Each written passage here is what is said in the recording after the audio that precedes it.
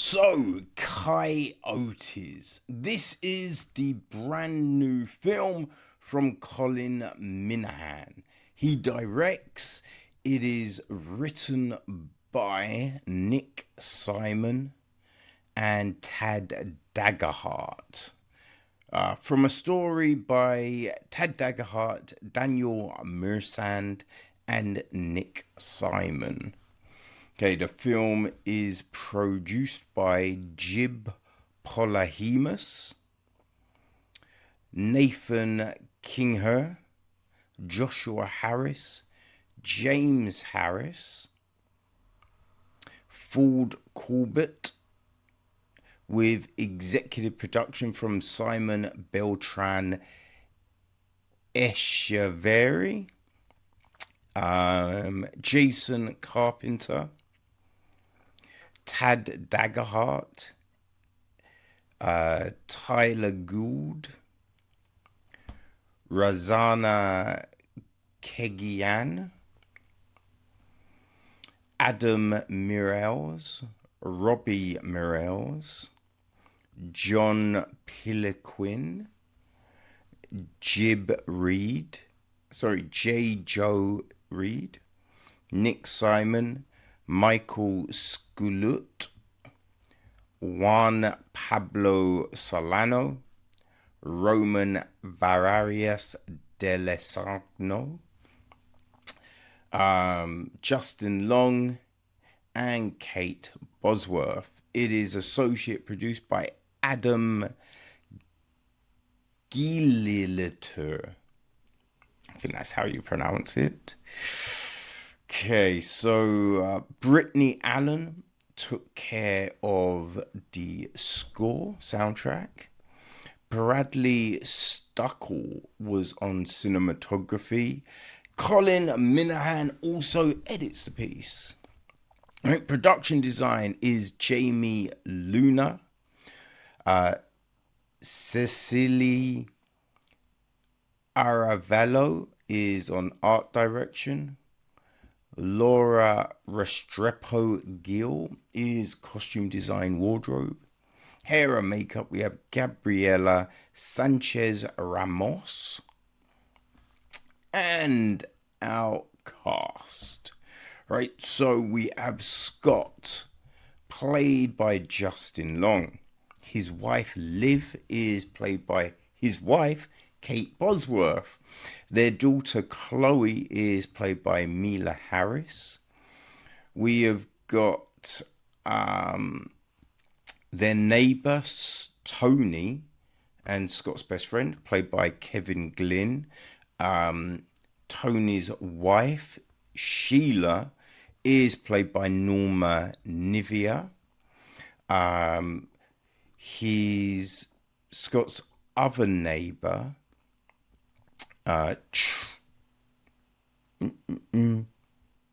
Trip, is played by Norbert Leo Butts.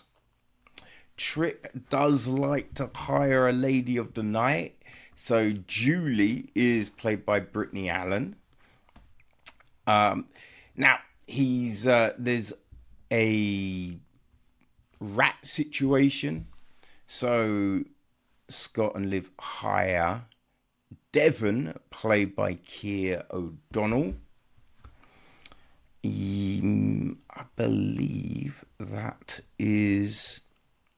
Oh, and then there's Kat, who we meet at the very beginning, a social media influencer, and she is played by Catherine McNamara. Right, so the gist of the film: trapped in their Hollywood Hills home, a family fights for survival when caught between a raging wildfire and a pack of savage coyotes. Ooh, so, I think this,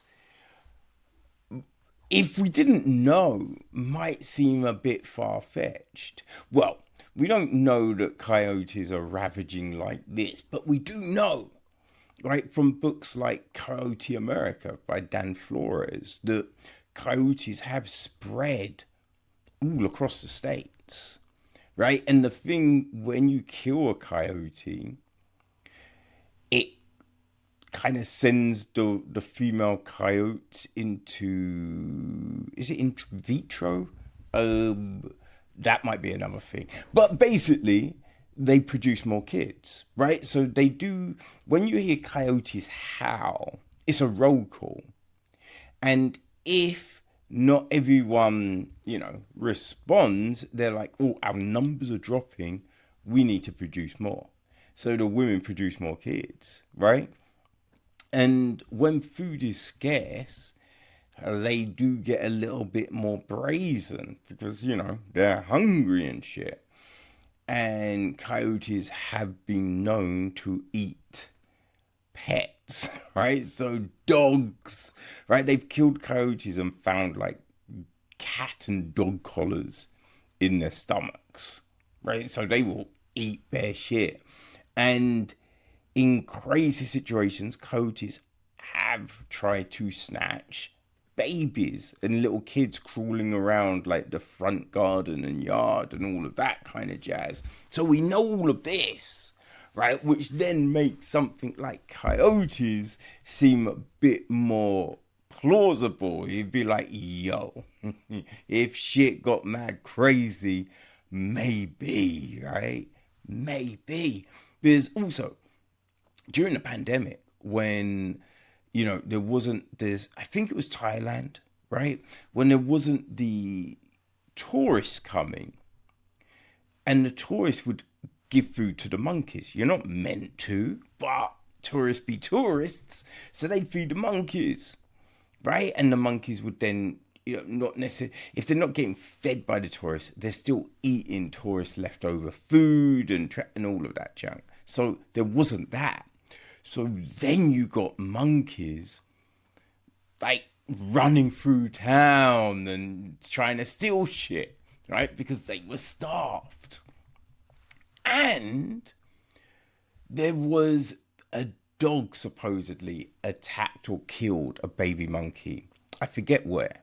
Might have been India. Monkeys went on a rampage hunting dogs, right? They would grab dogs, take them up buildings and throw them off. It's like, you know what I mean? These things happen. So I think, like, from hearing all of these things, right? You're like, okay, I do believe that coyotes and other animals can get proper aggy, you know what I mean? So we at the beginning we have like a social media kid. She's on the phone talking to her friend, being vapid and weird as they do. She's walking her dog, and the dog gets got. She's like, goes to get the dog, which I'm not sure is doing. If you're hearing all of these noises, I don't think you're doing that shit. But yeah, she gets run over, right? She gets run over, and then the coyotes eat her. So we see all of this, and you're thinking, okay, so how does our story, right? Do we find that the people in the car were someone who we didn't follow? Or like, what's going to happen? But, that's it on that front. But, we then are with Scott and Liv and Chloe. And like, you can see that Scott is very tied up with something, right? I think he's an author. Right, so he's writing a book, and that's consuming all his time. So he doesn't spend a lot of time with, his wife and kid. His kid is irritating, which works because she's a teenager, right? So she's doing dumb shit, which you'd be like, okay, that does work. And you do believe them as a family unit. There is chemistry with Justin and Kate, which, obviously they're married, but we have seen some people in relationships or married who they can't put it together on screen. You know what I mean? So Kate and Justin, they do their thing. They make you buy into this scenario. Right, the neighbor trip. Neighbor trip is crazy. Right, so like I think the characters all do work. Right, we don't necessarily get a lot of depth to most of them, but it works for what this is. Right? Now, it probably takes a little bit of time to get to the crux of the story, right? Like why you might need to flee the hills. It does take a lot of time for that to build up. And I think there's something that happens at the end of the film that kind of speaks to everything that's gone on, which does seem a little bit out of nowhere, right? Because you kind of think, how would that happen though? Right? Because, surely you'd have heard, right? There's a big difference between that and what is initially suspected. So you're just like, But, other than that, it all works. And what I will say, where, as I said, the ending, there's a bit and you're like, huh, how would that happen? It is a little bit like, oh, is that it? Then they do kind of do something extra and you're like, okay, good. I'm all about that. That we can work with, But yeah, we don't see a crazy amount of like the attacks themselves, which I think works because obviously, right, the coyotes aren't real, you know? So I think it's probably a good thing we don't see a lot of the actual mauling and all this kind of thing, but we see enough for you to be like, right? And there are a few little moments that do kind of make you jump a little bit because it's just like, the way they've edited it and everything like that. So that all works, you know what I mean? That's all good. Some things are like I will say probably Devon is a little bit